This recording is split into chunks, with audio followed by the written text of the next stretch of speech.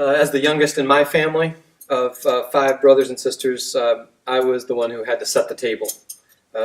Fork on the left, knife, spoon on the right, water glass just above the knife, that kind of thing. It was an event at the McGuire house when I was growing up. We'd all sit around, we'd share what happened during the day, and you would naturally kind of want to eat, but you knew that even when the food was gone, you weren't done with dinner. You weren't done with supper. I think we've moved a little bit away from that in our culture. We're kind of like fast food kind of eaters, grab it when you can kind of, for food, or we'll eat at the kitchen counter, or we'll sometimes take our food in front of a television, or sometimes we won't even sit down together to eat. One of the ideas of the upper room literally was a Passover dinner, but the Passover wasn't even close to being done by the time the food was gone. The Passover was this event. It was this all-night thing that the whole family did together.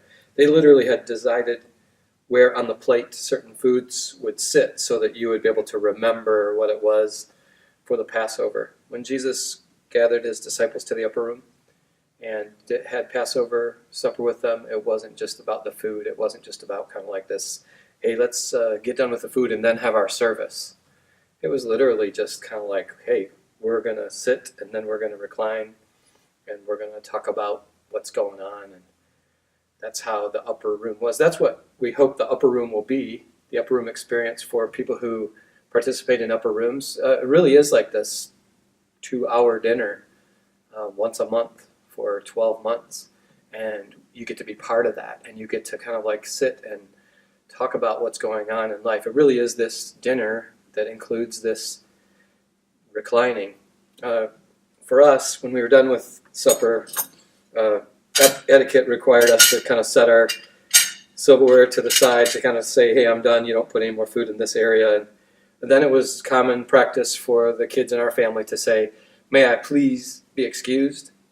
And there would be often times when my dad would say, no, you can't be excused, dinner's not done yet. And I'd look down at my plate and I'd look at other people's plates, and they all had the silverware in the right direction, which meant they were done eating.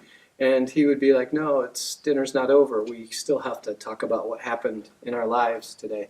It may be that we, too often in our culture, excuse ourselves from the table.